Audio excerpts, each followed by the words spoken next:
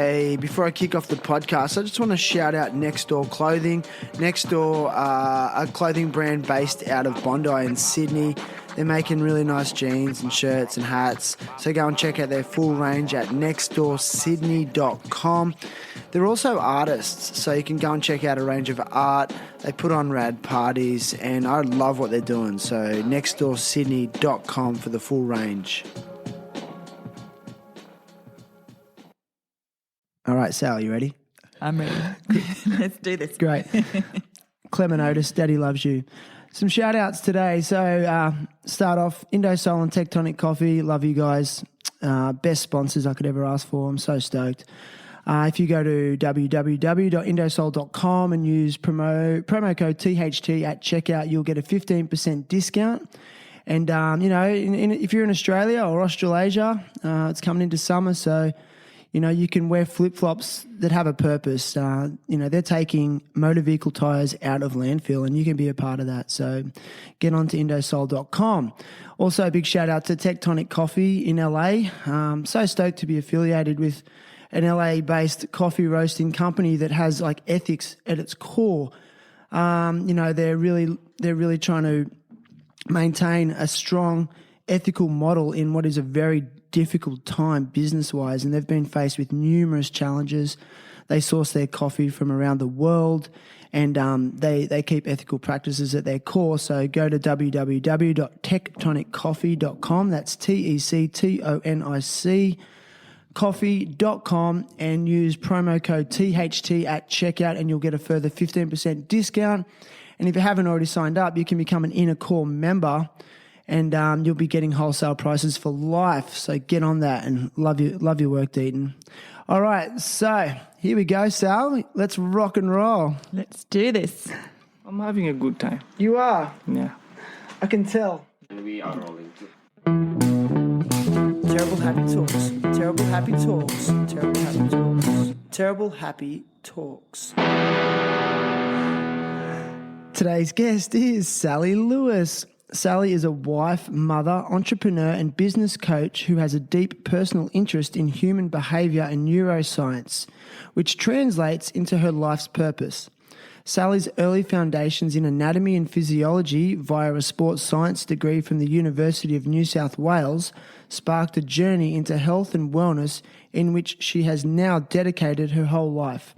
She studies rigorously to continue building her knowledge and experience with an emphasis on natural therapies and modalities.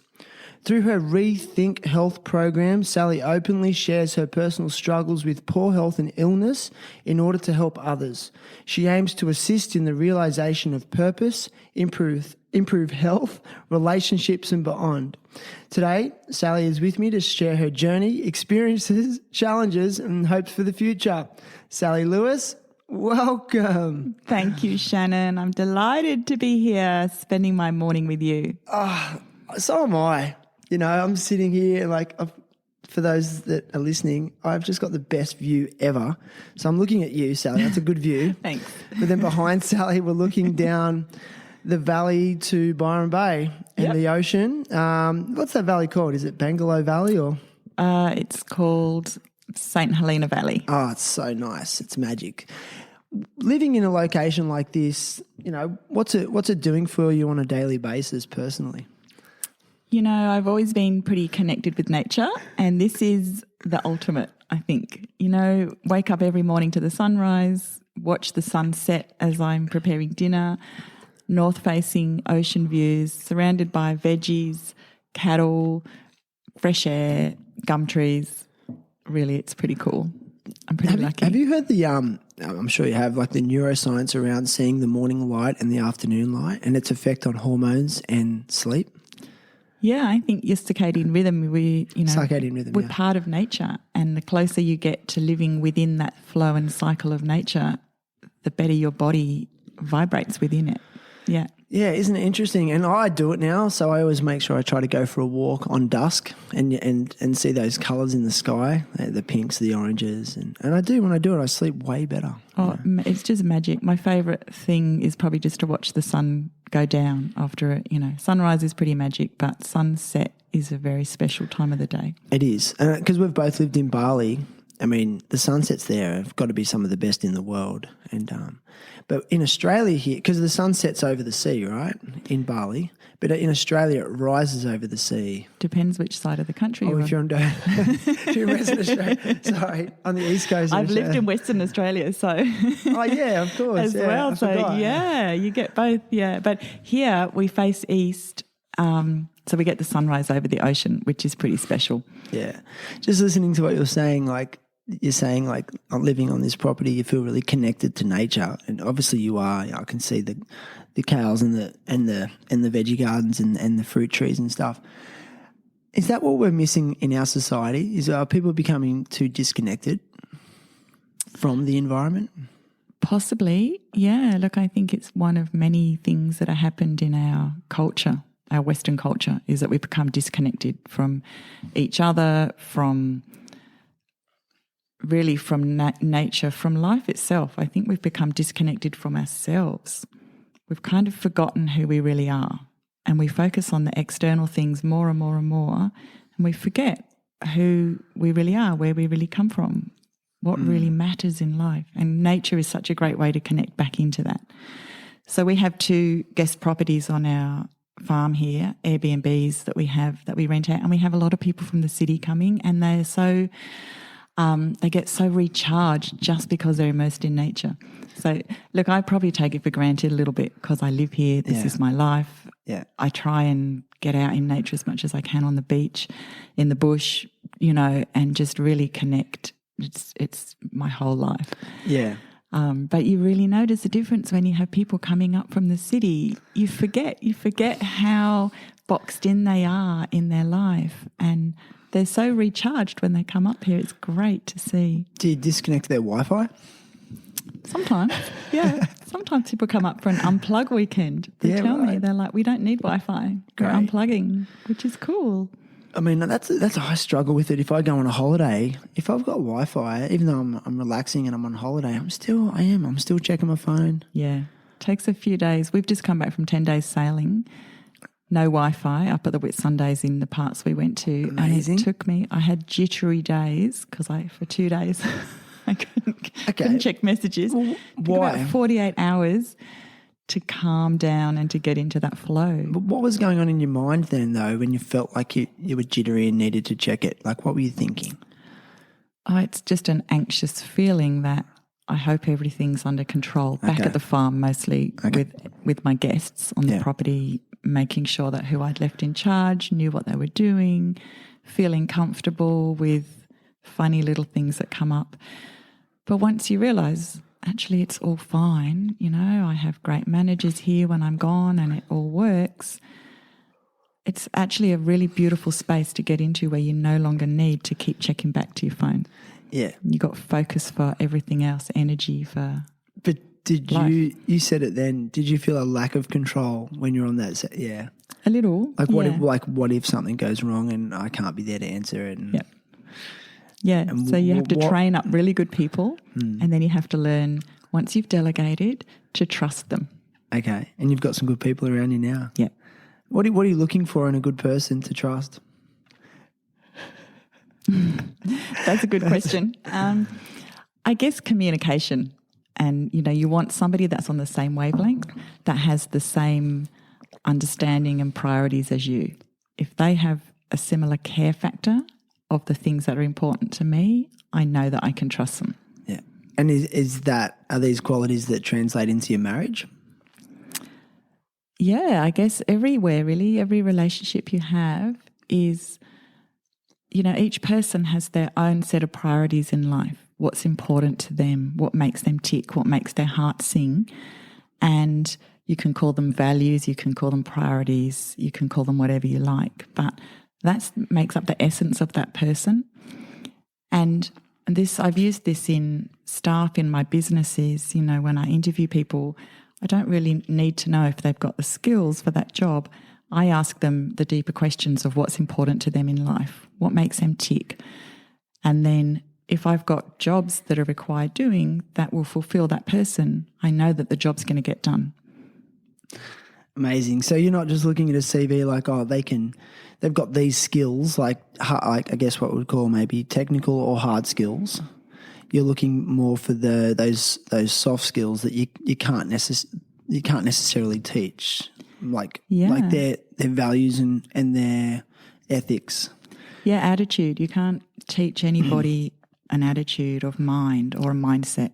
They have to do it themselves, right? Yeah. External motivation doesn't work. I've tried and failed very well at that. Yeah, where, you live and learn in life, and you employ people because you think they sound great in an interview, or you feel sorry for them, or there's somebody's... You feel sorry for them? Oh. Have you employed people because you feel sorry for them? Oh, they're a young kid and they're really keen and they've just come out of college, and you feel like you want to give them an opportunity. Give them a start. Yeah. And, I ran an events business in Western Australia for 10 years, and I've had kids go through the events course and come and be desperate. Excuse my dogs in case you can hear them bark. Desperately wanting a job. Yeah. And they present really well in the interview and they say all the right things. Yeah. And I want to be able to give an opportunity to young kids coming through, and they don't show up on the first day of work because it doesn't suit their lifestyle, it doesn't match their values in life, or they half do the job, and, so you're externally motivating them and nothing seems to work. So I learned very quickly that there's nothing external that I can do. They already need to have that intrinsic desire within. And my business just flowed when I found those people and connected with them. And then you can upskill them on the job for what the job requires. Yeah, you can teach a monkey to do anything, but you can't teach them to have the attitude to want to do it. Right. So that was the difference. And then we'd sit down in our staff meetings and I would say, okay, this needs doing, this needs doing, this needs doing. Who connects with that job? Who's great at this? Who loves doing this stuff? And the jobs would be allocated to the different team members according to what made them tick. That's so cool. That makes so much sense. Yeah. Because it's like anything, you're never going to do something the best you can do it if you're not interested in it. Yeah. So I developed a set of questions to ask my staff when I interviewed them. Yeah. And then in staff meetings down the track, we'd sit down and it became like personality analysis half the time. Yeah. Which was great fun for me. It was what I loved doing anyway.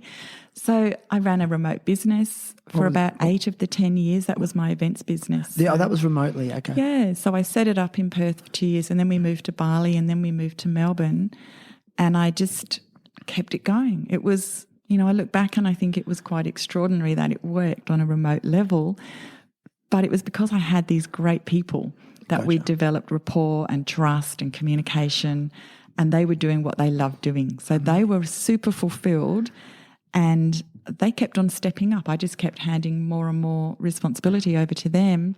So they pretty much ran my business for me. Wow. While I got on and pursued other things. Do you think a lot of business people or entrepreneurs fail to see that? They just...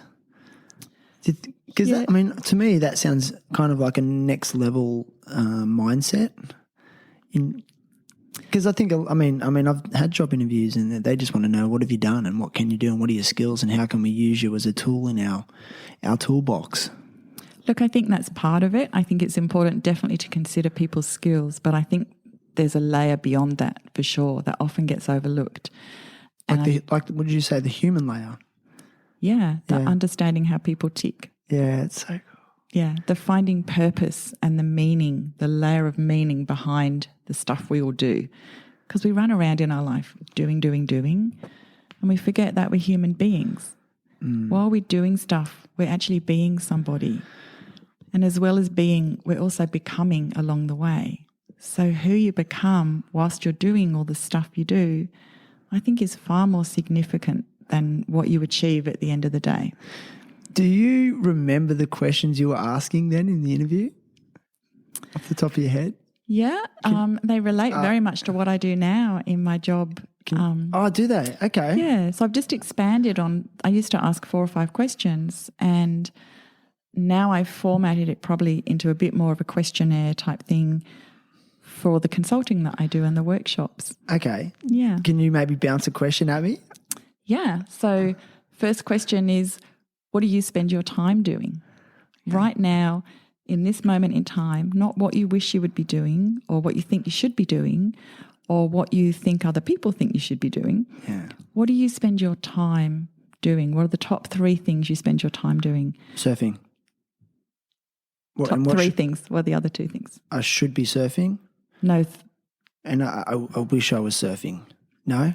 The wrong answer? Are you spending your time surfing? Like, think about a block of time in your life this week. Checking the surf forecast. There you go. No, I'm just kidding. So I'm being facetious. But yeah, I get it. Yeah. I know you, Shannon. I know you'd be out surfing right now if the waves were good. What would you like to be doing? Surfing. What should you be doing? Surfing. What are you actually doing? Checking the surf. Yeah. No, which is actually probably to my detriment, let's be honest. Yeah, okay. I got it. Yeah. So I ask people what they spend their time doing, what they fill their space with, what their self-talk is about, what their conversations with their mates are about, what they spend their money on, kind of what do you surround yourself with in your life? That's the stuff that makes you tick beyond the survival stuff of eating, sleeping, and depending on what you do for work. If you hate your job, you're not going to talk about your job with your friends after work. Okay. You're going to talk about what you love doing. And every spare minute of your day outside of work, you might be Googling other things or reading about other things or, putting energy and money into other things. So it forms a picture of what's really super important for that person at that time in their life. Do you think you could explain like how that fits into the context of your consultation business? Like, could you give us some background on that? Like, what's the purpose of your consulting business? Like, and just give us could you give us a rundown of what you do exactly? A little nutshell. In a nutshell, like what's the purpose of it and what are you doing?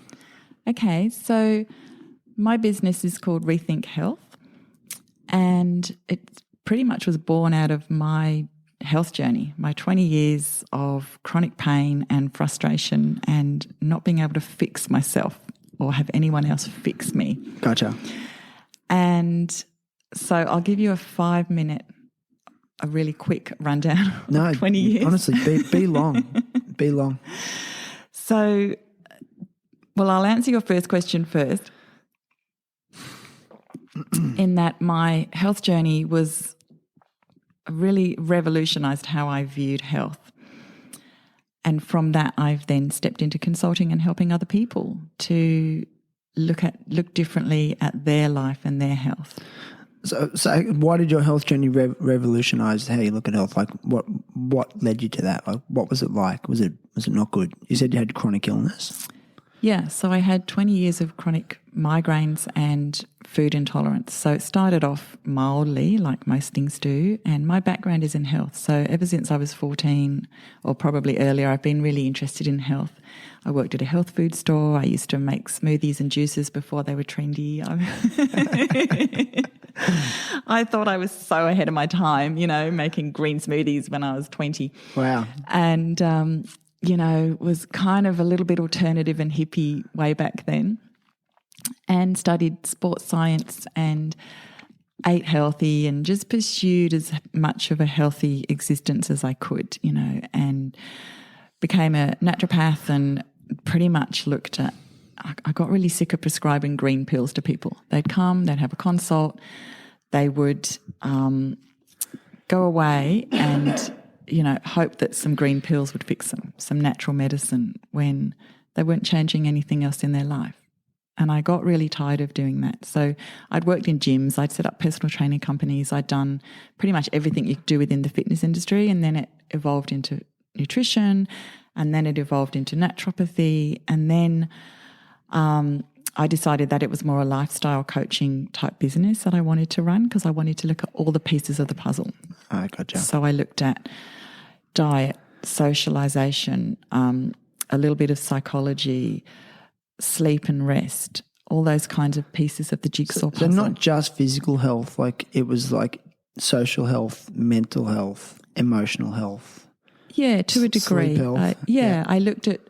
I actually had a jigsaw puzzle in a piece of like an illustration that I put on the table, and it had the different pieces of health, like exercise, diet, supplements, the social piece of the puzzle, all those different pieces. But it was really interesting for me because there was one massive piece missing that took me 20 years to discover. And that was? That was the connection within.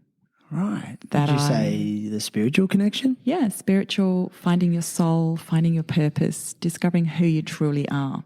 So instead of looking at all those external pieces of the puzzle, which are really important and they form part of who you are for sure because we're physical human beings, I had to go through 20 years of pain to get myself to wake up and look within and realise that that's actually the essence of who we are. Physical pain or emotional pain? Oh, it was both. It was everything. Okay. So it started off with migraines and I thought, oh, this is silly. And I was kind of in denial for about 10 years that I actually had pain. I just kind of thought positively and was brave and thought I could get on top of it. And then, so I just got smacked over the head with more pain till I woke up. And I look back at it now and I realise every single day of pain I had in my life was feedback, was an opportunity for me to wake up to something deeper. Okay. I was just very stubborn and very fixed on looking at all the external things. And I'd studied naturopathy and nutrition and the human body so deeply that I thought I could fix anything with the right diet and the right digestive system. With the physical? Yeah. Were you not addressing maybe some underlying, personal issues? Were you not addressing like maybe things like resentments or hurts that had occurred in your life? All of that. Okay. All of that emotional stuff, I just pushed it away because I thought I was fine. Okay. I'm like, I'm a well-adjusted person. I'm pretty happy. I have a good marriage. I have great children. I've got nothing to be worried about in my life, you know. Surely there's nothing going on in me. Is there like a deep, like a discontent maybe deep down? It was much more subtle than that because it was so deeply pushed into my unconscious that I actually didn't even realise what it was until it got to the point of such rock bottom pain and despair and wanting to just completely end my life. I had to go to that black hole. I had to go to that place of not wanting to get up, completely giving up in my life. Like you had to get all those layers stripped back. Yeah. So you could start from the bottom and work up again. Yeah. I mean, metaphorically. Yeah. Oh, pretty much, you know, metaphorically, but pretty much that was my life. I came down to, okay, I know nothing. I have to start again. What am I missing? What is this big deal? You know, from when you're in migraine pain is really difficult to explain unless you speak to another migraine sufferer. You know, it's a pain that drives through your head like a knife sticking into your eye, causing relentless pain that won't go away, no matter what you do. Primarily in your head? It was always in my left eye. It was always like a knife. It was actually just like someone had just jabbed a knife right through my eye and was just pouring pain into my head through my eye. And how old were you when it started? Like what? How old was I? Was probably in my 30s, early 30s, yeah. So you were quite young. I guess the point I'm trying to get to is you were quite young. Yeah. Which would have been a surprise to you because you might associate that with someone who is maybe older. Yeah, well, my mother used to suffer from migraines and I thought, oh, I'm just not like her at all. How have I got migraines? Yeah, right. And I'd spent my life pursuing health, you know. My whole life was all about eat well and exercise and have a great attitude and think positively and, you know, make the most of your life. And I lived on that level for a very long time. I studied human development way back when Zig Ziglar was, you know, the guy with all the, he was kind of the only guy around in those days. Sorry, I feel really ignorant. I don't know who Zig Ziglar is. Zig Ziglar, Google Zig Ziglar. I'll Google him. He is one of the original motivational speakers of the 80s probably. Okay. So when I was working in the health industry, I ran gyms and I was into sales and marketing big time, the whole kind of business part of my brain. Yeah. And I wanted to understand more about how people ticked, so basically I could sell more stuff to them. You know. Okay. So that was the catalyst. You know, it was a very underhand motive for understanding people, I guess, back then. But I learned a lot. I learned a lot about how people think and how people act. A little, you know, in the early days of human behaviour studies. Right. And it was born from which is understandable, like born from a sales perspective, but then where did the journey take you from there? Like then it led you to Well, I've done more study? Yeah, I mean, look, I've done many different interesting. You read my CV, and it looks like I've done a million different jobs, but there's a thread that runs through all of them. So from the health industry, I went and flew with Qantas as a flight attendant for 5 years. I've set up businesses. I've done all kinds of interesting things to the point we have a farm now, and I know about cattle, which I never thought I would. But that ties into the food ag business that I set up when I set up farmers markets years ago. So, there's common threads that have run through everything. Yeah. And my interest has always been in people, no matter what it is, whether it's my staff or my customers, my family. I've always had this desire and curiosity to understand what makes people tick. Why do people do what they do, or why do they not do what they say they want to do? Would you say it's a desire to help others? Yeah. You've always had that? Yeah. And how does that make you feel? Look, I don't think there's a person alive on the planet that doesn't want to help other people. Okay. I think if you... You think? Because I wonder. Do you? Maybe. I think I don't innately... want to sound too negative, but... Well, I think innately it makes you feel good as a human being to want to help other people. Right. I think deep down, even the hardest core criminals would have something inside of them that they would want to help another human being.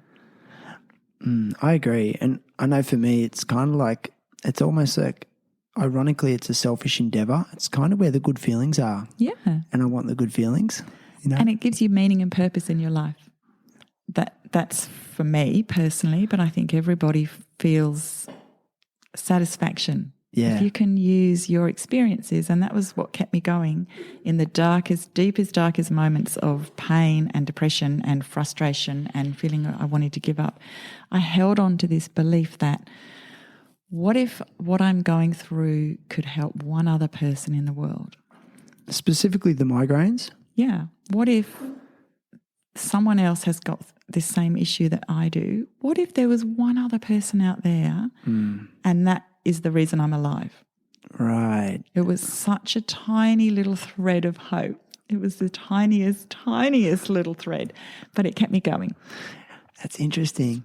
So the migraine started around your 30s. Yeah, and then, early 30s, and then got worse and worse and worse. So I could have 4 migraines a week. I could be in bed. I could be completely debilitated. And how long did that then what other health problems stemmed from that? So from that, I would have, I started to develop food intolerance. So because of my background in nutrition, of course I connected the dots that the migraines were caused by something digestive going on. Gotcha.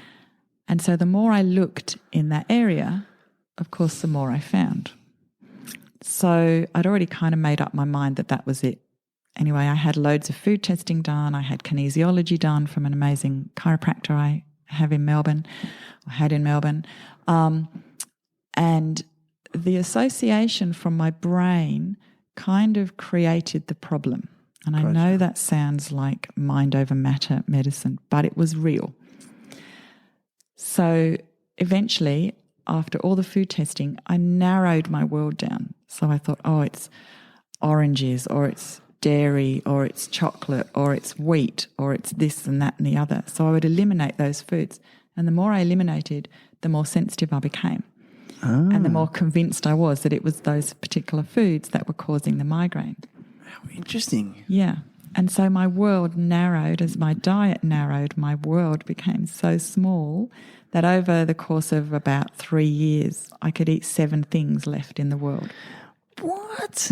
So when you say your world narrowed, I guess in terms of what your options were, in terms of even simple things like going out to socialise for a dinner or... Oh, yeah. Or when you go shopping. Yeah. I couldn't even... It got so bad. 7 things that wouldn't affect your migraines. Yeah. Do you mind if you tell me what they are? Do you remember? I remember very well. So appalling as it is, that was how I lived for about 2 or 3 years on 7 things. because Breakfast, lunch and dinner. I'd narrowed my world down so small because that was what gave me control in my life. Gotcha. So the 7 things, are you ready for it? Let's go. I'm so curious. Celery. Yep. Check. I love it. Lettuce. Boring, but yes. Carrots.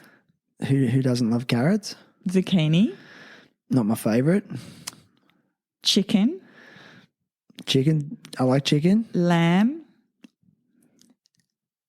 And spinach. Okay. They seem okay. But that's it. That's it. That's pretty limited. I couldn't have coffee. Oh, no, that sucks. No caffeine, no alcohol, no sugar, no fruit, no nothing, basically. Okay. Those things. And it was no onion, no garlic. So you go out to dinner, everything's covered in onion and or garlic. Yeah. Wow, like that would affect your health. Garlic. Yeah. So, and my daughter at the time was she still is now, she works in hospo. She was into cooking big time. So she used to do heaps of cooking. I'm so blessed that I had her interest at that time. Yeah. Because I got really sick of chopping stuff up. I couldn't just run out and grab a pizza on a Friday night or get takeaway because I was tired. It was really time consuming. And so my whole world became about just chopping up carrot sticks and carrying my carrot sticks with me. I was super skinny, had some great bonus side effects. Okay. But maybe not in the healthiest way. No, not healthy at all, really. And, I probably looked terrible when I look back at it all. I probably looked like a walking skeleton, really. And I barely was staying alive. My body was barely functioning on those nutrients.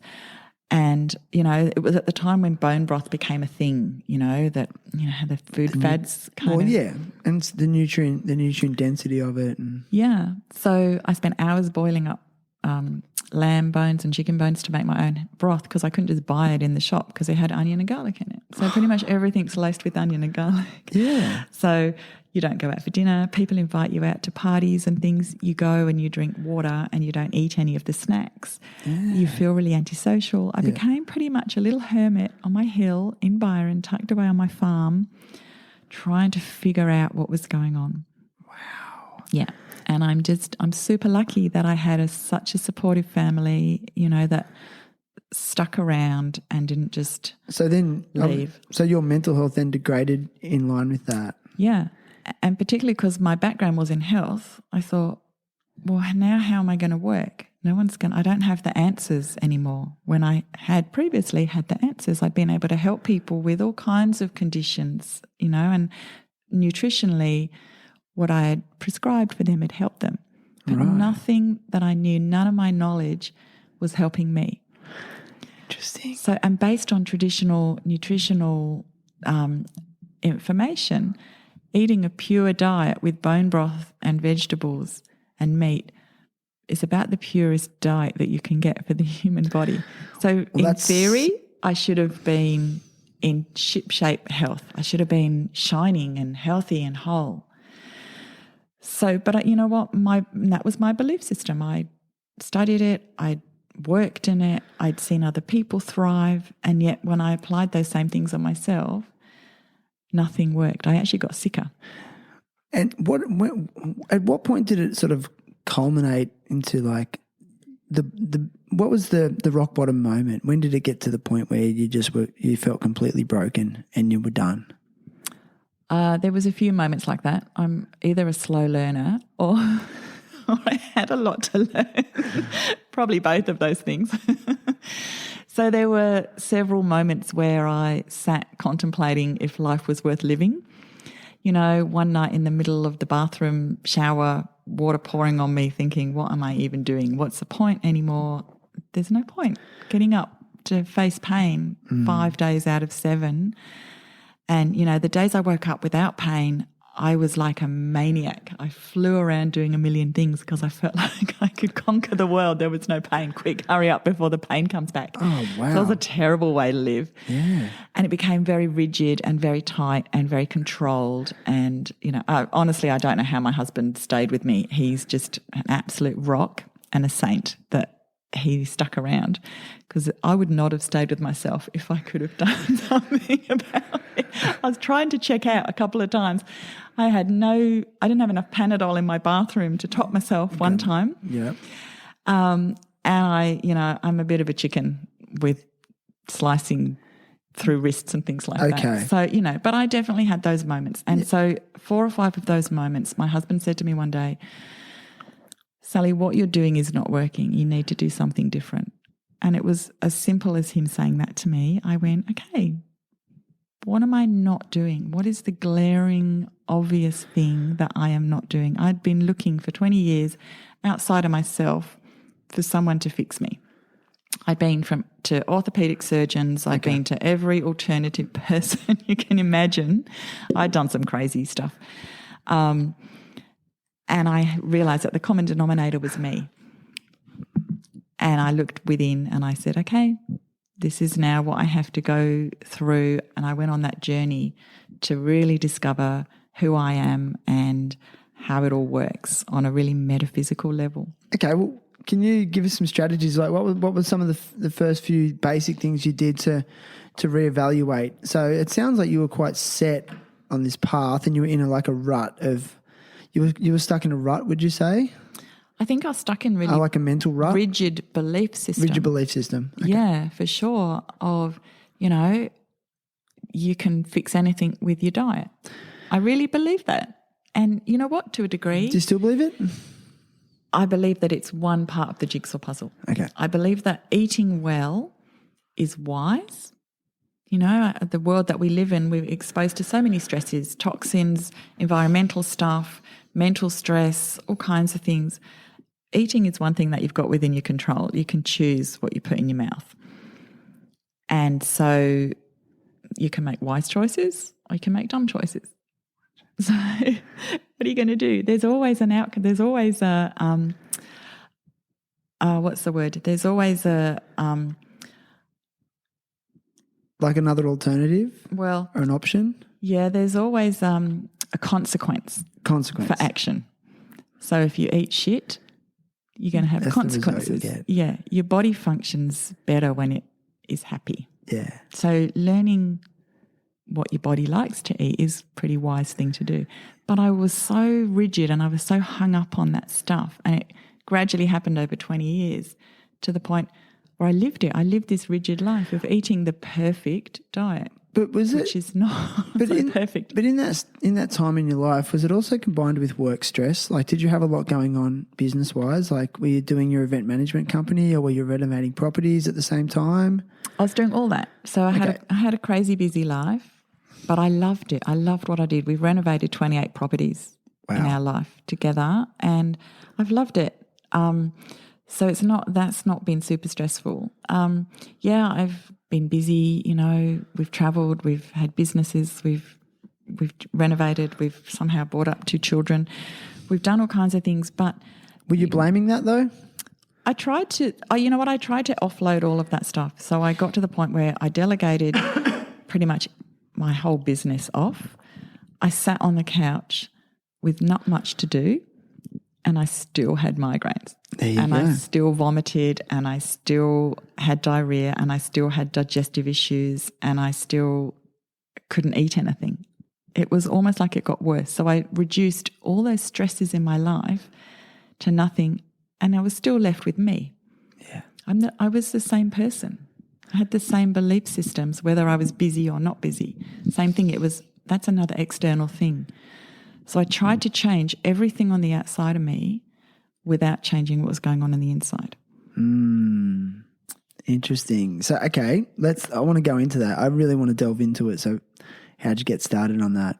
How'd you start going? It was a very long journey. So as happens in the universe, when you decide to open your mind up or look for something different, something shows up. Funny enough.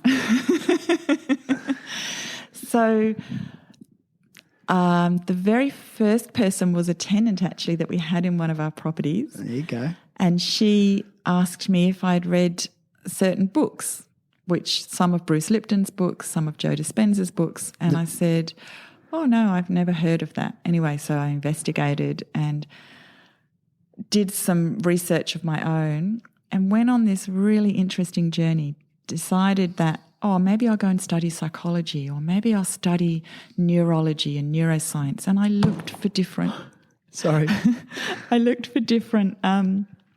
courses out there that I could study. Nothing resonated with me. And I ended up having to find my own path, even in studying. I hunted and there go the dogs. And I just found my own way in the study. I threw myself into what came my way. I went on seminars and workshops, and I engaged online courses. And did you just start to be drawn to what worked for you and what didn't? And it was almost like a process of elimination, just through trying things. Yep, pretty much. Like being open to new ideas and things. Yeah. Practices. Exactly. Yeah. I just immersed myself in what came up. And even the stuff that I found that didn't resonate or didn't really work, I still learned something from that. I learned what didn't work as much as I learned what did work. Gotcha. And there was no prescribed right or wrong thing. It was my journey, and I had to figure it out myself. I paid thousands and thousands of dollars for life coaching and mentoring and all kinds of things in that time. Attended so many different seminars. I felt like I did a double degree, literally in 3 years. Wow. I read 300 books. I just got my hands onto whatever I could to try and understand at a deeper level what was going on. I kind of had to unlearn a lot of stuff more than learn it in a way.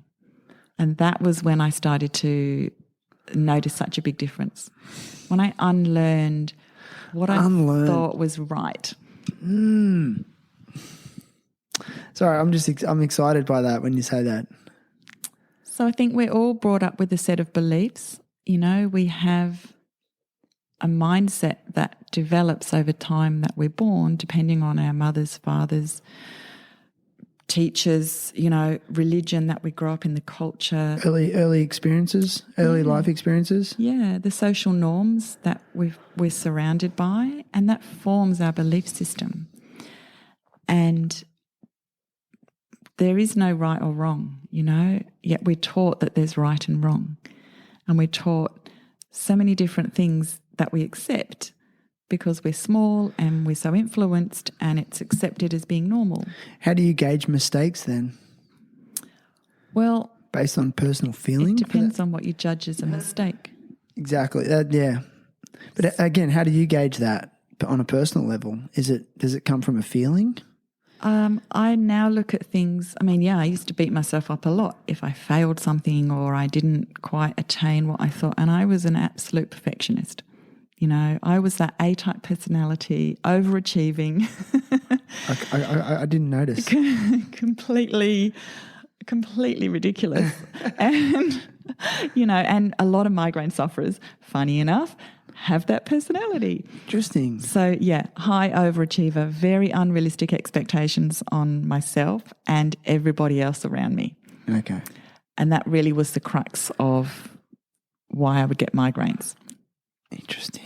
So I went on a very interesting journey, and really, in a nutshell, that journey was connecting our psychology and our kind of mindset to our physiology, and learning that mind-body medicine is actually, or even the mind-body connection, is the basis of who we are.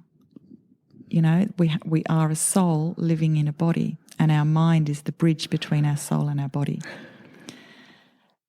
And I say that now, and it's almost, I don't really know. It's much more accepted than it was 20 years ago. It's almost mainstream to talk about that stuff, which is good. So good. It is good. Yeah, I'm glad that the stigma is falling away in regards to that. Yeah. As we sit here in Bangalore, surrounded by hippies. Yeah. There's a stigma like, oh, that's just such a hippie thing to say, or there used to be that, but. If you look at the state of the world and the state of the world's health, it's like, well, come on, let's reevaluate you look at what's working and what not's working. I think that's what I ended up doing. That was me coming to my rock bottom and going, this is not working. Just as my husband said to me, he's like, what's working in your life and what's not working? If it's not working, do something different. Yeah. So I did something really different, and I just threw myself into this stuff. And from that, I cherry-picked what worked, what didn't work, and it was more about me. It was what works for me, and this is what's different now, is that there is not one size fits all. Everyone's on their own journey. And for me, sure, it took me a really long time to figure it out, but there was a lot to figure out. Yeah, and being an A-type personality, as you described, would you say that the feelings of shame were a big part of your story? Yeah. And the reason I say that is because, like you said, that personality type is very much linked to overachieving, perfectionism. And I think I've found, and I've learned observing others and maybe myself, is that it's often driven by these feelings of not good enough, or I'm not good enough, or I'm worthless, and it's being motivated by like something a very insidious feeling of shame. And once I realised that was a big game changer. I don't think I even understood what shame meant. Yeah, I agree. I think shame is a massive thing. There's not a human being alive that doesn't feel shame. I really, at some level in their life. The way that I now view shame is that I think it's a feedback mechanism, same as everything. I think sickness is a feedback mechanism physiologically to point us to a deeper level. Gotcha. Shame is the same. I think if we really explore and look at the feelings that we have, whether they're guilt or shame or fear or anxiety or depression or whatever the feelings are that we have, if we explore those feelings deeply and we pull them apart and we see what they're leading us to and what they're guiding us to, there's a purpose for them. And there's a place for them in the world. We don't have to get rid of shame. You don't have to get rid of anxiety and fear. You can use it to find your purpose in a deeper way. It's like as a guide. Yeah. So you can make fear your friend. Sometimes it's good to be afraid. Sometimes you need to be afraid of things. Even self-depreciation, where we self-sabotage ourselves, sometimes that's a good thing. Sometimes we're heading off in some crazy direction, which isn't really what's going to make our heart sing. It's not really what we want to do. We're doing it because we think we should do it, or we're doing it because we think someone else thinks we should do it. And we go running off and doing things, and you get a bit of a doubt in the back of your mind, this little kind of nagging anxiety, and you're like, oh, I don't feel good about that. And sometimes that's a warning. Okay, well, don't do it then. Maybe that's not what I need to be doing right now. And you question yourself. And so rather than trying to push away all those negative feelings, I actually look at them face to face and go, what is that trying to teach me now? What is it trying to reveal to me and show me in my life now? How can I use that emotion and that feeling? And, the more you do this, the better you get at it. And this is what I teach my clients, learning the skill to understand your emotions and master your emotions and utilize them. As a superpower? Superpower. Yeah. Mastering your emotions instead of letting them control you. Yeah. Because why else would you have emotions? They're here. Can't get rid of them, And it's hard though. They're powerful. They're powerful, but that's the point. If they weren't powerful, they wouldn't get your attention. Same as pain. If you didn't go through pain, nothing would change in your life. If you just cruise through your life, imagine this, right? Imagine your life was just easy, breezy, no stress.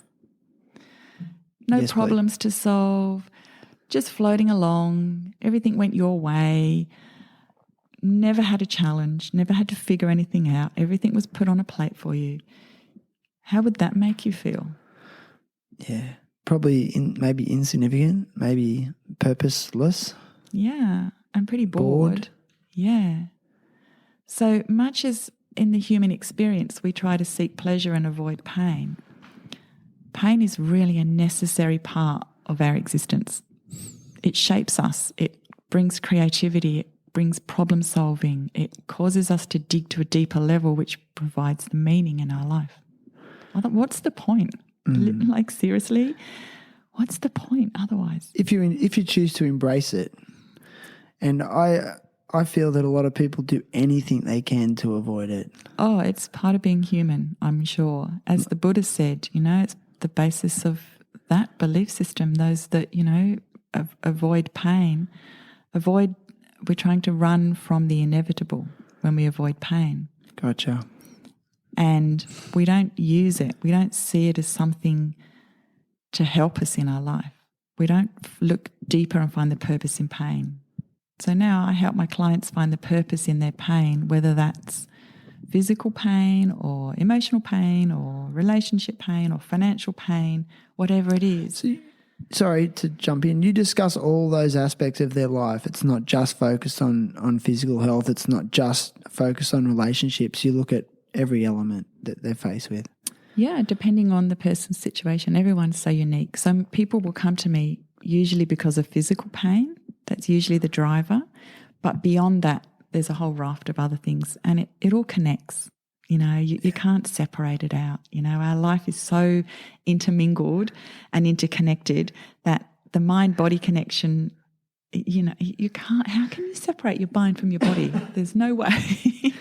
Knowing what I know now, I'm like, how did I used to think that you could fix everything just in your gut? Yeah, interesting. So listen, Sally, it's really amazing and I love it. But I'm really curious as to your early days. Where did you grow up exactly? Where are you from? Where were you born? I was born in the UK into a really average suburban existence. I had one older sister. I had a pretty, ordinary kind of childhood. I had parents that stayed together. They didn't particularly love each other. And sorry, Dad, if you're listening, I had parents that fought like cats and dogs and went to school, went to church on Sundays. They'd rock up to church, pretend everything was rosy. It was to me, it was an average suburban existence in the UK. And as soon as I could, I left home. I was 18 and I went as far away as I could, came to Australia. Oh, okay. That is far away. I thought you moved to the capital city of wherever you were. No, I grew up on the coast in Brighton in England. Oh, nice. Yeah, the rocks and the pebbles on the beach. That's meant to be a really cool area. It's cool now. When I was little, it was just when you grow up, you just think it's normal. You just think everyone has that existence growing up. You think that's just normal life. Yeah. Yeah. And so to me, I just thought it was normal to go to the beach and sit on the pebbles and get in the cold ocean and go on a donkey ride on the beach and have fairy floss. Okay. I thought everyone did that. And then, of course, I got older and realised that there was a whole big wide world out there, and we had a wonderful family, Australian family came and lived next door to us for a couple of years, and I was really fortunate. And then when I was 18, travelled and stayed in their house for a little while, and then here I am. 30 years later, and just still stayed. in Australia. Yeah. Wow, you made a decision to stay at that age. Yeah. That's big because 18's young. Yeah. I don't know. I just... Was it did you just sort of come to Australia and just feel much more connected to the place than you did in the UK, or was it just more of a desire to escape? It was a freedom thing. Yeah. I wanted to get away. I wanted to get away from my upbringing, from my religious rigid thinking. I questioned ever since I was the age of 7. I questioned the religious Christian belief system. And that was quite strong in your family? Oh, very strong. Yeah, my parents were church-going, Bible-believing people. Okay. And Catholic? Baptist. Christian. Okay. Yeah. And, I look back at the upbringing and I'm super grateful for so many things. It gave me a desire to want to understand life. And the deeper things of life. And much as I kind of moved away from all of that stuff, and that belief system,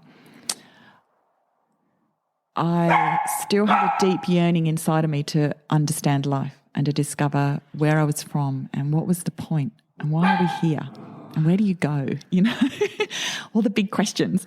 And the church never could answer those questions.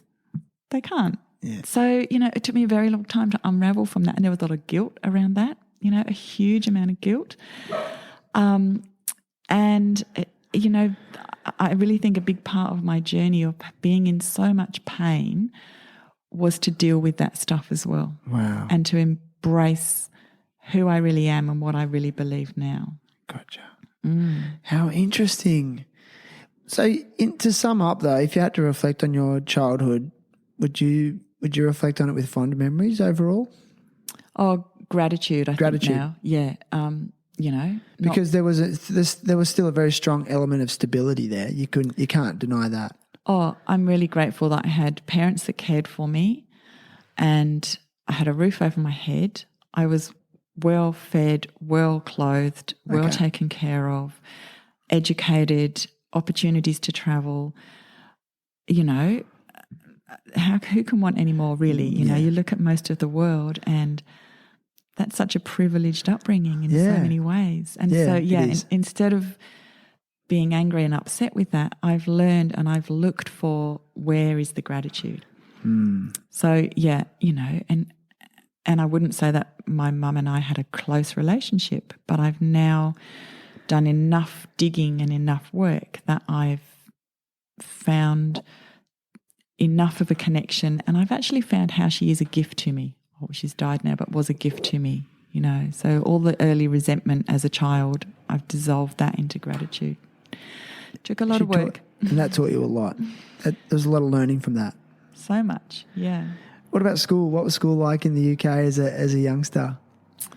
Oh, school was just school, you know. It was just what you did. Did you like it? I didn't love it. Why? I was pretty good. I was an A grade student. I did my homework. I got on with it. But it felt very academic and, you know, it felt like you're just ticking boxes to get to uni, to the next thing, to tick boxes. And so I just felt like there was more in life. I felt like constantly questioning, why am I doing this? What's the point? Yeah. What were the subjects that you enjoyed or were drawn to? I loved biology and, you know, understanding the body and dissecting animals and hearts and eyes and all that gory stuff, you know, how things work, understanding, you know, that putting things together. I actually enjoyed English because I love writing. So that was always great just to indulge that passion of mine. I liked the social side of school. I joined all the clubs. I, you know, loved all the people. Were you sporty? Not particularly sporty, no. In England it was netball and hockey and it was freezing. Soccer? For the boys, not for the girls in those days. So it was very limited. Girls did hockey and in winter and netball in summer. That was it. So it was pretty limited. Yeah. You know. And so, I wouldn't say that I'm a very sporty person. I'm quite fit maybe now in that I do a lot of yoga, but I'm probably not a sporty person. Yeah, but okay. and like I ask a lot of people this question, like, was there a specific teacher that you really identified with as a young person, as a teenager or a child? Oh, there was a teacher I had a massive crush on. Don't say the PE teacher. It was the PE teacher, wasn't it? Actually, it was maths and PE, yeah. I was probably about 12 or something. Wow. That's funny. There's not one particular teacher that stands out, but, you know, look, school was fine. It wasn't my favourite time in life. And my mother was a school teacher and my dad was an engineer. And so there was a big expectation on me to do well at school and go off to uni. Follow an academic Very pathway. academic, yeah, which I'm much more practical than academic. I am a little bit nerdy, you know, like I try to understand quantum science, which I don't even know if the quantum scientists understand quantum full on. science. It's full on. It's full on. But I can see why you like it because you're personally interested in the power of it. And And I had to understand how it worked. Like I had to understand the biochemistry of the body so I knew how that worked, you know. So I could tell you all about the Krebs cycle and how energy is transformed through the body, if you're really interested. I'm interested. I think I might bore all your listeners. Not at all. So I have to understand how things work, you know. So whether it's on a physiological level or a quantum level, I need to understand that stuff, for my own satisfaction, but then also so I think I can explain it to other people. Is the Krebs cycle the one where nerves that fire together wire together? Is that the one? Or is that That's neurology. That's in your brain. The Krebs cycle is the energy systems. Energy systems of your body. And the way they metabolize. Yep. Sorry. Thank you. Yeah. Metabolism. Got it. Yeah, part of the digestive system. Thank you. But the neurology is fascinating to me, how our brains create belief systems. Our brains are just searching for meaning. But is that a survival mechanism? Yeah, for sure. It would have evolved from that, for sure. Yeah, like it's problem solving and ways, thinking of ways that can anticipate and protect you from harm, whether it's perceived or real. Yeah. Yeah. Yeah, for sure. And, I think as the human race evolves, our brains have evolved to kind of catch up with where we're at in life now. Okay. Like survival is not such a big deal when you live in the Western world. Your brain doesn't need to operate on that level. Yeah. And so, all that kind of innate core stuff, we've kind of evolved beyond that a little bit now. And, learning to apply it to different areas of life is what I'm really interested in doing. Yeah. So, I incorporate a little bit of neurological technique in what I do. I think psychology is fascinating, but I think you can't ignore the neural connections in your brain because we're so programmed. We're born into whatever culture we're born into, and then we're just programmed from the day we're born, basically. And then that's the unlearning, that's the deprogramming and reprogramming that we need in our life. Okay, well then how do you then function in a society where that programming exists and then you want to step out of that? Okay, so is that the fundamental challenge? Yeah, that's a big challenge, and you don't need to unless you have a challenge or a pain, or otherwise you just keep ticking along. So until you're challenged, you excuse me, until you're really challenged, you don't change. You keep doing the same old thing. Yeah. And so that's why challenge is great, because it makes us stretch and learn and expand and evolve. You know what my personal challenge is right now? Tell me. Okay. I know for a fact that when I drink coffee with milk, it gives me a tickle in my throat. Okay, so far we've been talking the last hour or so, and I feel like I have to keep turning away and coughing. But I still will just keep drinking that coffee every day and then getting the little tickle in my throat and not feeling great from it. But I just can't, I can't break it. And I get it because I like coffee too. Yeah. And why? It's called coffee for a reason, right? Coffee. I think it's the dairy though, because when I drink black coffee, I'm okay. There you go. So drink black coffee. I know, but I'm programmed to go no. But I just really like the taste of the milky coffee, And I just can't. And I've actually, I know it's so insignificant. It's small, but yeah, it's just like something I want to change and I can't. I'm just like no, I keep doing it every day, most days. So until the cough becomes excruciating or painful or annoying, you don't need to change. True. Or you won't change. No need to. Well, it is annoying because it's happening during our conversation, so it's breaking the rhythm of that and the flow of that. And so there it is. It's so if that becomes super important to you, then it'll be really easy to give up milk. That's the neural association in our brain that we create. So if I sat down with you for half an hour and came up with a list of why is it important for you not to drink coffee or not to drink milk, or how is it going to help you in your highest priorities to drink black coffee, and you came up with enough connections and links to that, you could give up milk in an instant. It's like addiction. It is addiction. Yeah. Totally. Yeah. Totally. So addiction is just simply the need to fulfill something that's unfulfilled. It's unfulfilled purpose. And that's why we stuff our mouths with things, or we, escape from reality, whether it's alcohol or food or sex or shopping or whatever the things are that we're all addicted to. And we're all addicted, let's face it, we're all addicted to something. Unless we every moment of every day are operating from complete fulfillment of purpose. I don't know too many people that live in that state in their life constantly. I flow in and out of it, and I'm constantly reevaluating who I am and what I want and what I do. Is it getting easier though? Yeah. Further into your journey? Definitely getting easier, yeah. As you're getting older? Yeah, it's just a skill. I think it's a skill that you develop, or more a paradigm of thinking.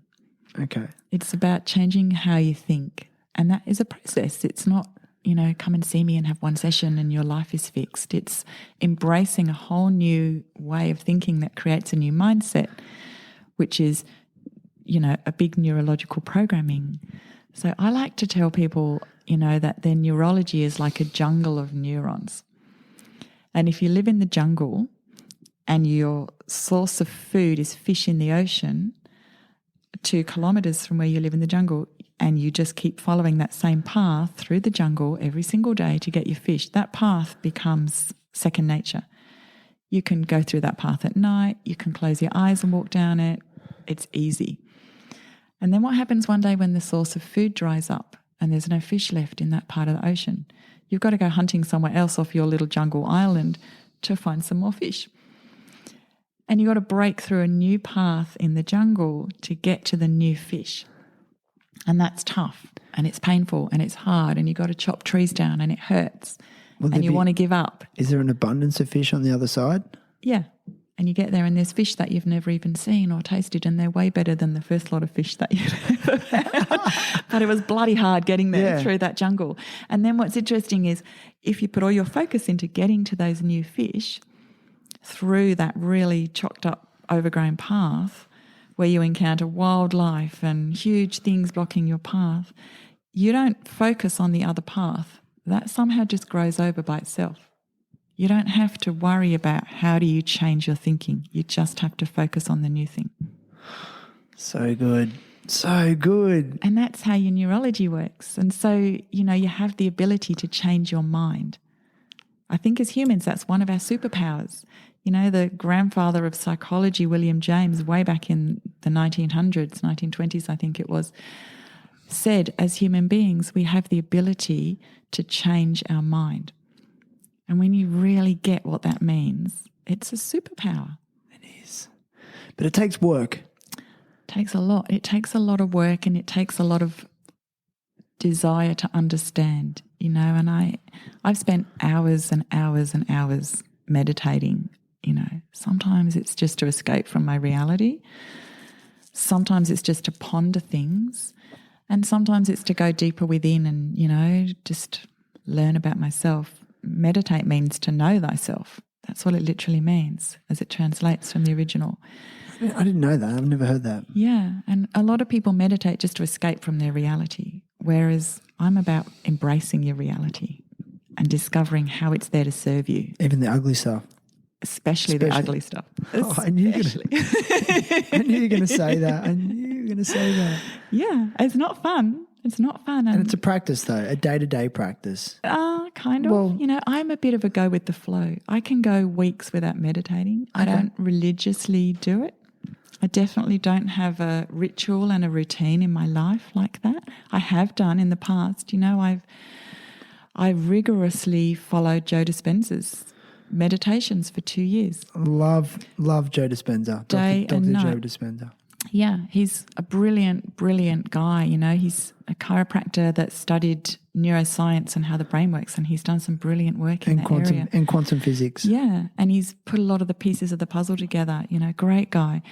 And that was definitely a great stepping stone in my journey of understanding that, but there were still gaps, there were still questions, there were still things that didn't fully gel with doing that meditating, and it became a religious ritual in my life of meditate for an hour in the morning, meditate for an hour in the afternoon. I was still looking outside of myself for something to fix me. I was looking for the meditation to fix me. Because that's what I've been doing. I read that. I read one of Joe Dispenza's books, Breaking the Habit of Being Yourself, and then did the associated meditations, and amazing. And even to the point, like on a physiological level where they're using like a certain type of music that has a specific frequency. The binaural frequency. Yeah. It makes a huge difference. But now I reflect on it, and as you said that, I was like, I'm starting to use it as I think, for lack of a better word, like a drug or like something to actually to change the thinking. I don't know if I'm doing it myself. What am I trying to say? I'm relying on it. Yeah, I get it. To do the work. To do the work. Yeah. There you go. And you know what? It's a great tool, and it's helpful for so many people. But in my experience, it only took me so far. And it was great, and I learned so much through doing a lot of Joe's work. But I still had questions, and I was still really sick. In fact, I probably got sicker while I was doing that because I was still looking for something, and I was still very rigid in my thinking. Oh my God, I have to do this meditation. What if I haven't meditated today? Oh my God, I'm going to fall apart. And once I let that go, to me it's about control and freedom. Right. And once I learned once I defined what freedom meant to me, it started to really change my health at a really core level. It was no longer about, the controlling thing from the food or the meditation or living a certain way or saying certain things or having certain beliefs. It was about discovering who I truly, truly was on an authentic level and being okay with that. And I know that sounds kind of simple and simplistic, but to break through all the layers of who I should be and what I was worried about what other people thought about me and what was it going to look like. And, how do you get rid of all of those masks that we all live under? How do you peel all those masks back and become that really true, authentic person? That takes time, and that takes getting to know yourself, which meditation can really help you do. But there are many ways to do it. There are many paths to find truth. There's not just one. There's many paths to find truth. There's not just one. It's pretty special. And I think we're all unique individuals, and we've all got our own little path. I think that we get so hung up on trying to belong to something. Those are two paradoxes of life, that we want to be so unique and stand out, and yet we're so desperate to belong and fit in. And feel connected. Yeah. And both of those are really important. But I think the irony in that is that when you do step out, you actually and find that uniqueness and that sense of individuality, I find you then attract the like-minded people, and then you actually become more connected. Yes. Because you start to find your people. Yeah. Yeah. And I'll tell you, I don't know what's going on in my life at the moment, but wow, it's just happening regularly. I mean, even the fact that I'm sitting here with you right now, I feel like it's a bit of a testament to it. I'm just finding my people in every aspect and every day of my life. Like that's crazy. And it's a cool way to live. It is. Isn't it? That's inspiring. Yeah, it's really cool, and it's effortless. Yeah. And it's like getting into sync with nature or the universe or whatever you want to call it. And this was the kind of, wasn't really I guess it was what I was looking for, but how now I've formalized what I do into consulting and my programs that I teach people. They're very much based around the laws of the universe, the physics laws. I've combined a lot of really ancient wisdom with cutting-edge science, and I've looked at where those two marry together and what really resonated for me within those two different worlds, which are actually very much saying the same thing. And when you learn and understand how the laws of the universe work and you live within that framework, you kind of almost have a little manual or a handbook on how to be a human. Kind of. Don't tell too many people. The framework of how to be a human, isn't that the fundamental problem in the world? And I'm going, how do we not know this stuff? It seems obvious when you lay it out like that, to be honest. What would you say to the person that came to you and said, Sally, fix me? I'd go, I'm not fixing anyone. You have to fix yourself. Thank you. And do you know what? It's not even that you need to be fixed. It's that you need to, and this was the biggest change in my mindset was I wanted someone else to fix me or something else, some modality or some meditation or some belief system or something to fix me. And then I thought, nothing out there's working. I need to fix myself. Once I changed and flipped my perspective that I even needed to be fixed, that's when it all changed. Because maybe you're not looking for to be fixed. You're looking for contentment, right? Peace between the ears, peace in the heart, peace in the soul. Fulfillment, probably not even peace, because if you seek peace, you're going to attract war. Well, is that true though? It's true. We live in a quantum universe. We live in a... So if you seek peace, you're going to attract war? Really? So, okay, then how do you combat war? War's necessary in the world. So you go to battle. I know that's an extremely controversial thing people don't want to hear because they want to have a nice, easy, peaceful, happy life. Yeah. Seek ease, you attract conflict because you need both sides. As a human being, and this is when you understand how the laws of the universe work, you need both sides. But what about the concept of inspire peace through peace? So if someone, let's say you're having a situation where there is a conflict situation and there's aggression on one side, can you influence that side through peace? See, that's what I've always believed. I mean, you've got to ask yourself the question, why do you want to do that? Okay. Why do you want peace? To avoid suffering or pain or harm to others. Okay, so or oneself. Yeah, so this goes back to what the Buddhists say. Suffering is optional. So you can choose to suffer. You can choose to look at your pain you're in and see it as pain, or you can choose to see it as feedback. Even in the face of severe adversity? Yeah. Extreme adversity? War? Yeah. I know it's really hard to get your head around when we live in a culture that we do. The Western culture that we live in has trained us to be pro-life, pro-peace, pro-happiness, pro-everything kind of on the nice positive side. Look at my life. I was super positive, super happy, super this, that, the other. And I was trying to ignore the pain in my life.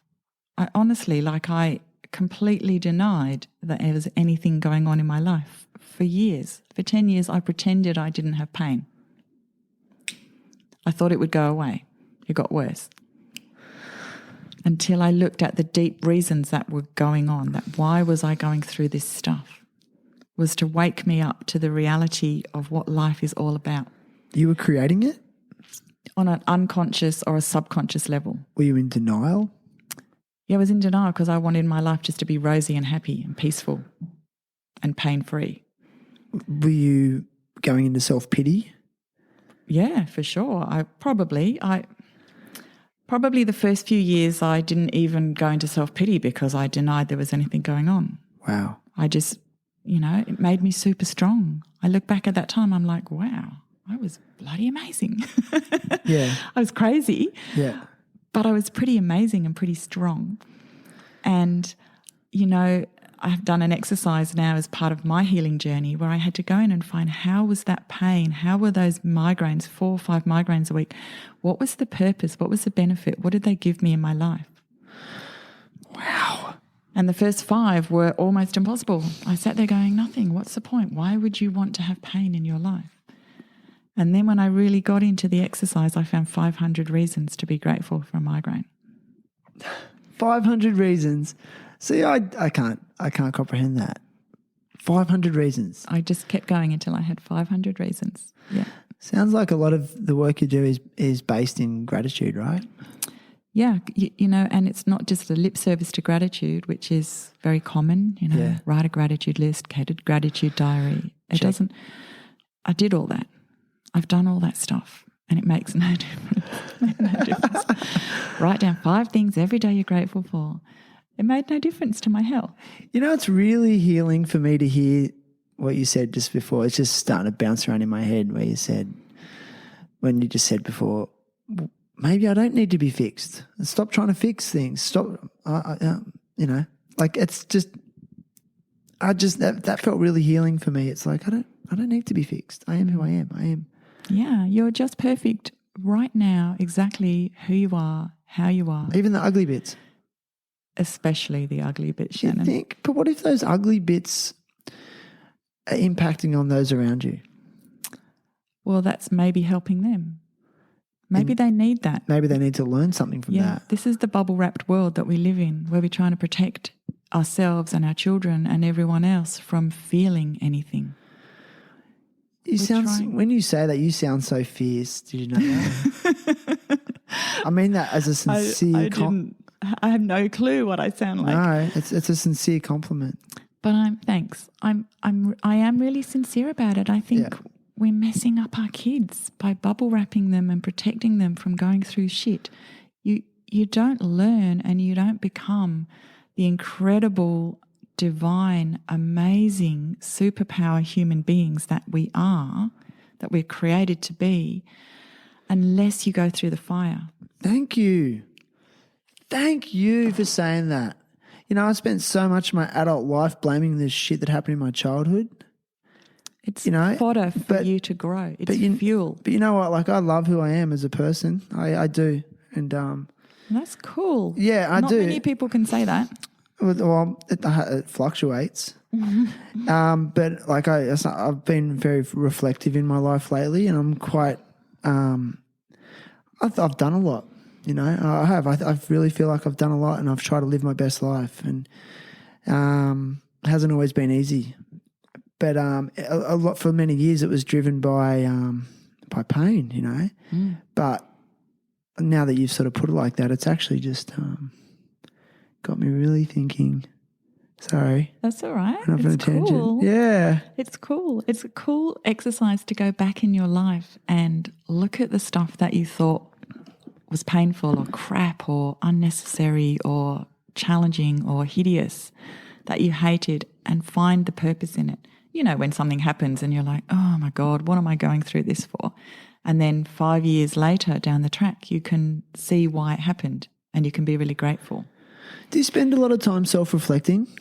Yeah, I have done. I spent 3 years on my heel as a hermit, not eating anything.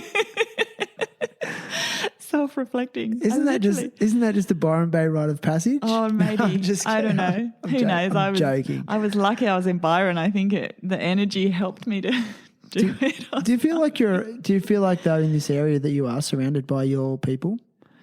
Like, do you find more identification here than say you would in inner city Melbourne? Probably. I think people move to Byron or live here and settle here because they're looking for more in their life. You know, you've got everything. Byron is full of everything. You know, you've got all kinds of crazy, ungrounded stuff going on here, but you've got people who are really looking for what matters in life as well. So, you know, whatever you want, you can find it in Byron. A little bit like Bali, you know. Bali's probably Byron on steroids to a degree. Yeah. So you're very interesting to me and others in similar situations. Like, I mean, from my perspective, from the outside, I see someone who has achieved the traditional successes that society believes that we need to achieve, such as a successful career, maybe successful with property, successful maybe financially, you know, the house, the location. But then there's still a seeker and a searcher in you. And I know for me and a lot of others that I kept thinking if I had got to where you are by traditional standards that, oh, well, everything's going to be okay and I'm done. And I was striving in that direction for so long, since I can remember. And wow. And then it's like it's so inspiring to see that, well, then no, sorry, mate, it doesn't end there. Oh, some people might though. I don't know. Well, they're probably not living their life on the same level that I do, possibly. I don't really know. And everyone's so unique and has their own purpose and their own journey. But for me, I was totally in that place, financially independent, earning a huge lucrative income, had a beautiful home, looking over the ocean, had a great marriage, had 2 great kids, loved what I did. You know, it's like all of those external trappings that define success External trappings. didn't define me. And so when I redefine what success is in my life now, it's much more connected to purpose and meaning. And it doesn't matter what you have. It doesn't matter where you live. It doesn't matter what you do. You can do anything you set your mind to. I showed that, you know. That sounds cliche. It does. It really does sound cliche, but I did all of that, you know. I built a great business.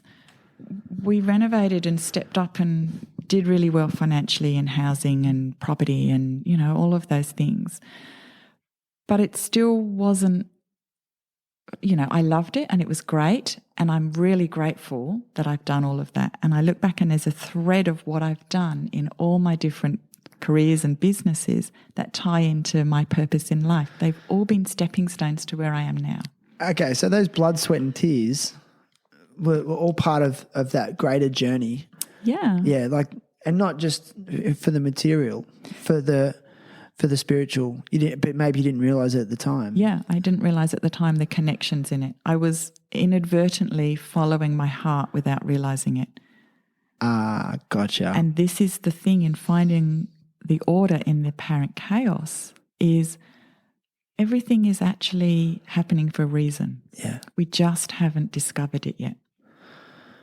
Once you look and you find that and you take the time to explore, most people never take the time to explore that. Most people never take the time to unravel what they think is meaningless chaos or waste of time existence or mistakes in their life. Once you sit down and you unravel through that, you find threads and you find patterns in your life that lead you back to your purpose in life. And I don't believe that we only have one mission in life. You know, I don't believe that there's one kind of directive that we're meant to do in our life. I believe that it meanders. You know, look at my life. I've done so many different things and they've all been so integral to what I do now. They've all given me skills and gifts for what I need in my life now, and such a deep understanding of life that I would never have had I not been through that stuff. There's no way I would change anything, even in that pain, even in the, you know, the 20 years of pain. Sorry, did I drift away from that? I got you, you know, I got you. I bumped the volume up to catch your voice. You're on it. You're a pro. I'm a DJ. You are. Just kidding. DJ Shannon's in the house. I've always wanted to be a DJ, but let's not go down that. Yeah, so keep going because I'm really intrigued. So every little path in my life has given me something that I need now. Right. And when I look at, you know, what is my mission in life now for this segment in time, is to inspire others to find their purpose. Because that was my next question. What's next for you then? What's next? You've got this beautiful. Really well, you've got this beautiful consultation business. You know, you've husband, amazing children, doing their thing, obviously. But yeah, so and like, is it maybe to continue on the path? Like you found your path, and you really actually feel like you're on the right track for purpose. Yeah, you know what? Day by day, moment by moment. And I think that the whole COVID thing has given us an amazing opportunity to live moment by moment. We can no longer control what's happening to a degree. You know, we don't have the level of control that we used to. And I don't really know why we thought we used to control the future. We made plans and we thought things were going to happen. But really, tomorrow is an unknown. Nobody knows what's going to happen. And so living in a state of allowing and trust is probably what COVID has brought for people. It's given us that opportunity to live much more in that state, which is really uncomfortable and it's really challenging and it's really difficult if you've never done it. So true. Yeah. Is it going to force people to go within? I don't know. I don't know what it takes to wake people up, but, you know, we can't keep doing what we're doing. We can't keep destroying the planet. We can't keep destroying each other at the rate that we were. And so whether COVID is giving people a bit of a wake-up call to live differently, to look deeper within, to find purpose and meaning instead of just existing, because how many people just exist? Totally. They just exist. But what if those people are happy with that? That's fine. Go for it. None of your business. And you know what? You need some people like that in the world. Otherwise, the world does not function. Yeah. You can't. Not everyone can be a mover and a shaker and a leader and a change maker.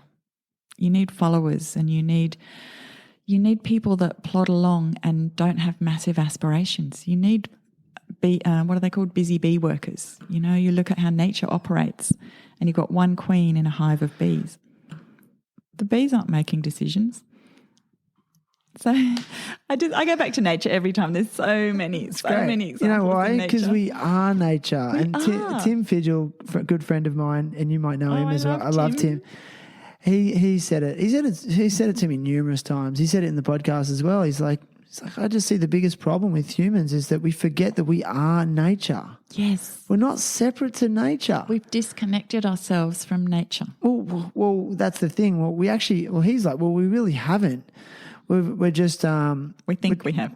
we're just this organism that's trying to alter nature to suit us, but we're really insignificant, and nature's just saying no, this is not. You're not the boss. I'm the boss. And so that's really the lesson from COVID is, something so tiny and small as the microorganism that the virus of COVID is. Taking us down. Doesn't take much. Yeah, I mean, I really try hard on here not to talk about COVID. Okay, End of COVID conversation. But then I'll talk about it. And going in line with what you're saying is this, with governments eroding our civil liberties, which is what's going on. They're taking away our freedoms, which is justifiable to an extent. And I don't not understand it. I feel like you're right. It puts us in a position where it's actually simplifying our life by default. And so when your life's simplified, you have to work on yourself and reflect. But the one thing that is giving me the shits the most is even on the news this morning, there was an epidemiologist on the Today Show, and I never watched that. I was just at a friend's house and they had it on as they're making breakfast for the kids and whatever. And this epidemiologist is like, there's a correlation between mask wearing and the curve going down. So I think we can reduce the curve by everyone wearing masks. So tomorrow we want as many people wearing masks as possible. And it's just the constant message we're getting. But I'm yet to hear a health expert on one of these mainstream media outlets saying things like, hey, go and lose some weight, stop smoking, reduce your consumption of alcohol, go outside and breathe fresh air, exercise, eat nutrient-dense organic food. Okay, let's see what that shit does to the curve, you know what I mean? And just like, come on, like, why aren't we promoting that more? It's killing me. But no, they're saying sanitize, isolate. Maybe in response to that, use essential oils, go exercising and say hello to as many people out in the park as you can. Yeah, go and tell your significant others that you love them numerous times a day. Where are those messages? Except for friggin' memes on Facebook and Instagram that nice people are putting up. It's like, no, governments, please start doing that. Same thing. When are they going to wake up? When it's not in the interest of them financially or in the kind of power play that they're in to look at actual solutions. Thank you. Understanding how the human body works, and if we all had great immune systems, COVID would not be an issue. And yet that message is, for years, the drug companies and the politicians have controlled how people live. It's just fear-based. It's fear-based and Band-Aid solutions. They're Band-Aids. Yeah. Okay, otherwise, and after, Victoria and Melbourne has just been fully locked down again with curfews. Curfews, are you serious? Which again, I'll try and understand it. But it's like, okay, well, what's going to happen when there's another wave? And what happens when there's another spike? It's just going to I can't see an end to it given this model and this approach to it. Yeah, I think, it's so generated by fear and control. Thank you. It is. And when your life is motivated by those two things, you're not living as a superpower. You're not living as a superhuman. You're giving away your power to external things, government, media, other people. And so, I teach people to take back their power and to become empowered and to discover who they truly are. To reduce fear. Yeah, it's like, well, not even to reduce fear, but to see how the fear can serve you. But in doing that, the fear dissolves because then it's no longer needed. This is the thing with pain, fear, depression. When you see how it's necessary in your life and you utilize it, you're still in charge of it. It's no longer controlling you. You get to see the benefit of it and the reason for it and the meaning behind it. And then you use it in your life and then it dissolves. And then you can be grateful for it. And then you never want to change it. And so then true. The same cycle will keep happening. It's not like you're going to then be completely, devoid of fear or pain in your life. I still have pain in my life. It's not like I don't just float through my life pain-free now. And, there are some days I'm like, that'd be great. But in reality, I know that it's there. Every time now if I get a headache or a skin rash or an anxiety about something, I examine it. I explore it and I go, what is this here for? What is this showing me in my life? Where's the gift in this? Because I've now over time developed a trust that the universe has got it together. Somehow it knows what it's doing. Somehow nature has figured it out over all these years. Like there's a higher power? Something. I don't really even know what I call that anymore, having unraveled myself from religion. I don't want to call it God or higher power. I just feel like there's an intelligence that runs through the universe that's way beyond you and me. Yeah. How does a cut on your finger heal by itself? I don't know. We do it. We just do. Our bodies do it. Yeah. We don't consciously make that happen. Right. And so I think that, there's a level of allowing and trust that we need to learn to connect with in our life. I actually, after my journey of healing, I had a tattoo down my spine of the 6 steps to transformation or 5 steps to transformation that I went through. Amazing. And that now is kind of like my backbone, excuse the pun, to my life and also the programs that I teach in my business. So I've got the 5 words that I just come back to every time, when I feel challenged or pain or unsure or uncertain. And, there's a hell of a lot of uncertainty in the world at the moment, more than our generation has probably ever felt before. So to bring myself back to the certainty that I do have control over and that I can influence, I come back into myself and those 5 steps down my spine, which are, do you want to hear them? I definitely want to hear them. The first one is awareness, awaken. So my first word is awaken.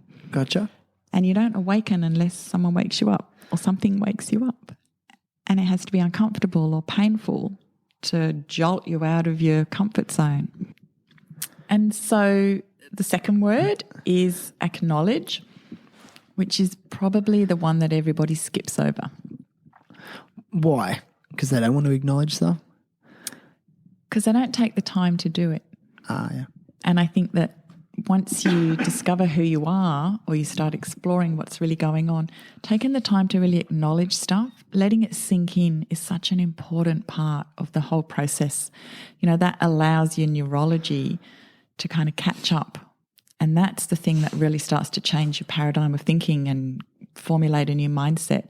Your perception, how you see the world is pretty much everything. We all have our own perception. And taking and that's our reality. Our perception creates our reality for us. And the ability to change your perception is the superpower that you have. And understanding how to do that and understanding that it's a process and it takes time and effort is cool. Nothing's, an instant fix. You might be 20 or 50 or 70 in your life and it hasn't taken you 5 minutes to get to the stage you're at. So it might take a little bit of time to unravel from that stuff. Everyone wants a pill or a quick fix or an instant answer now. But the reality is it takes a little bit of time sometimes to do that. But the acknowledgement is a huge thing to kind of focus on and allow to happen. The third word is connect, and that's connect within. For me, that was the biggest challenge, was to connect with who I really was. Instead of denying what's going on or worrying what other people think, is really connecting, letting your human part of you connect with your soul and your spirit, and realising that that's the essence, that's what makes you you. And then from connect, honour. And that's the gratitude side of it. Once you realise who you are, become really grateful for that and see the reason and the meaning and the purpose behind all of that allows you to be grateful. So exploring all of that brings the gratitude, instead of just looking for the lip service gratitude and listing things, but actually really exploring and finding the meaning and the reason and exploring the order in the chaos. You see the point, and then you can be really grateful. You actually can't not be grateful once you see the kind of the order. Then the fifth word is allow, which is a trust word. Once you start to really honour who you really are, then you allow, and the universe then becomes your friend, and you're in sync with nature, and things just flow in your life. Doesn't mean it's pain-free or challenge-free. Stuff comes in that's needed and has a purpose. And that's what will lead to your transformation, which is the sixth word. Amazing.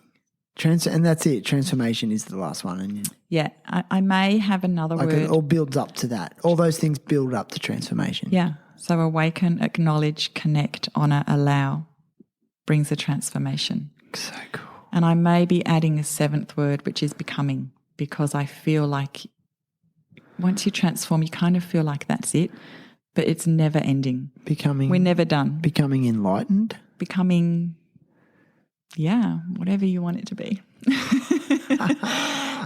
I don't think anyone's enlightened. I think if you're enlightened, you expire and you're no longer needed on the earth. Yeah, it's true. So I think we're all on a journey of becoming. A journey of becoming. You know what? I think it's a beautiful way to end. It's like, it's been epic. It's been like, I don't know, almost an hour and 45 minutes. Goodness. And there's just so many takeaways for me personally. But listen, I can't. There goes the dog again. The cavoodle barking. It's barking at the cat. The guard dog. They are good guard dogs. Look at them. But that poor cat's just staring on him the other side of the window, going, "Come at me." It's playtime.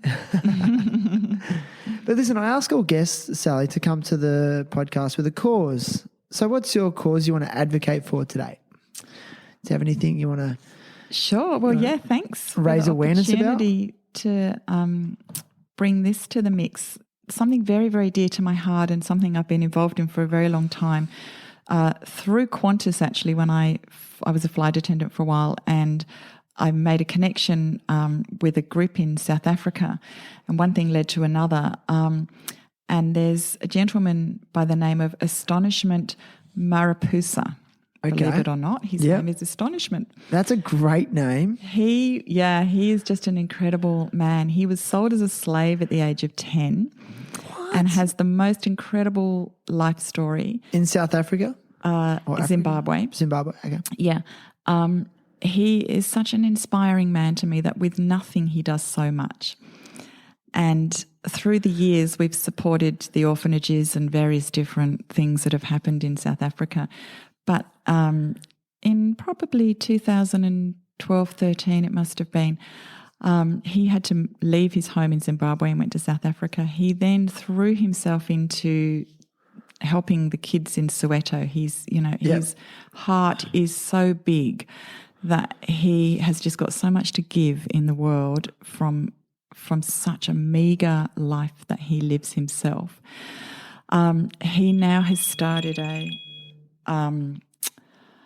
a foundation called YOSA, which stands for Youth Opportunities South Africa, where he pretty much looks after the underprivileged youth and the disadvantaged youth of Soweto. He goes into the deepest, darkest, nastiest places Wow. you can imagine. I could imagine. With violence and extraordinary levels of teenage pregnancy and just really, the down and out of life in South Africa.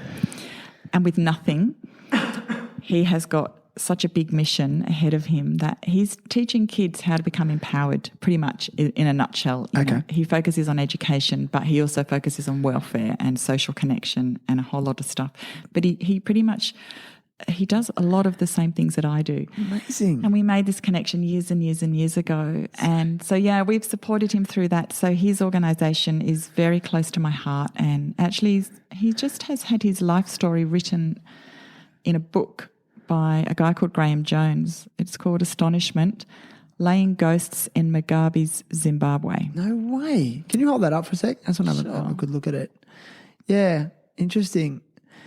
It sounds super inspiring. It actually just brought back memories of my very first guest on the podcast, Charles Mugarera from Uganda. Same thing. He's a war orphan and, born into abject poverty. And, he managed to get himself to university and got a degree in business, and then started up a social enterprise in Uganda, which was permaculture farming, to assist the locals on how to farm without the need to have to purchase fertilizers, and because they can't afford those things. Yeah. And so I guess like organic approaches to farming that are sustainable for the land in Uganda, and basically not to profiteer, but just to put food in the belly. And now he's creating jobs and opportunities for young people. So very similar. Very similar, yeah, very cool. So Astonishment's mission is to empower each person to become who they're created to be, and whatever that is, whatever capacity. So it's a very cool thing to be involved with. So youthopportunitiessouthafrica.org, and I'll put that link in Sally's show notes. And you can find Sally's episode on the Terrible Happy Talks website, which is terriblehappytalks.com. And you can also find links there to the various platforms that the podcast is published on, such as Apple Podcasts, iTunes, Spotify, Buzzsprout, Stitcher, Google Podcasts, iHeartRadio, and there's a few others. So whatever works best for your device, you can find a link to that on the website. Now listen, Sal, I've got a gift for you. But really? Yeah, I want to give all guests a gift. I've got two gifts, and the first one, the Australian distributor of Indosol will be sending you a pair of flip-flops or slides. So I'll have to get your shoe size after the show. Wow, and that's very cool. You can wear them around the farm, or Perfect. the beach. Yeah, I love the Indosol shoes. They're awesome. They're so good, and they supply every guest who comes on the podcast gets a pair of Indosols. Oh, very kind. Even Thank since you. I've come back to Australia, they're shipping them out. So if you go to www.indosol.com, they ship worldwide. They have distributors in most major regions of the world. So a delivery is usually within 1 to 2 days. And put them on your feet and take some motor vehicle tyres out of landfill, which is awesome. And if you use promo code THT on the website, you will get a further 15% discount. And same with Tectonic Coffee. If you need a caffeine fix, go to the website. They ship worldwide. It's really super clean caffeine, pesticide-free, organic, and you'll get a discount on that as well if you use the THT promo code. So now the other thing that I've got for you, now don't get too excited, but you're now a THT alumni, which means you get the THT Circle logo sticker. Woohoo! So you'll be episode 69, and stick it, on something, whatever you want. Most people stick on their laptop, actually. So, but you can. That's going straight to the pool room. Thanks for saying that. I don't know. I get really shy when I give that out, especially I want to give something better than that. It's I'll get cool. there. But it's a sticker. I'm but part of the tribe now. there's only 69 of those stickers around, so Pretty special. there you go. Actually, there's probably more. I've stuck a few on my surfboards. It's okay. Yeah, actually, Dylan Longbottom, the pro surfer, stuck one on his surfboard, and for me as a surfer, I was like, yes, Dylan Longbottom has one on his surfboards. I'm in good company. You are in good company. Yes. So it's been an absolute pleasure. Thank you, Shannon. I have just loved it. I couldn't think of a better way to spend my Monday morning. It's great. Or whatever the day is. And have absolutely, it's been a blast. Thank you It has so been. much. Yeah, and I just, like I said, so much gratitude for your openness and honesty and I guess like authenticity, you know. And I think I'm personally going to reach out to you to see if I can do one of your consultation sessions. You do them on Zoom, right? Zoom, yep. Let's Zoom. I love it. Can't wait. Anyway, I'm going to sit here and I'm going to maybe have another coffee with you and enjoy that view. So let's Sounds go. great. See ya. See you, Shannon. Thanks.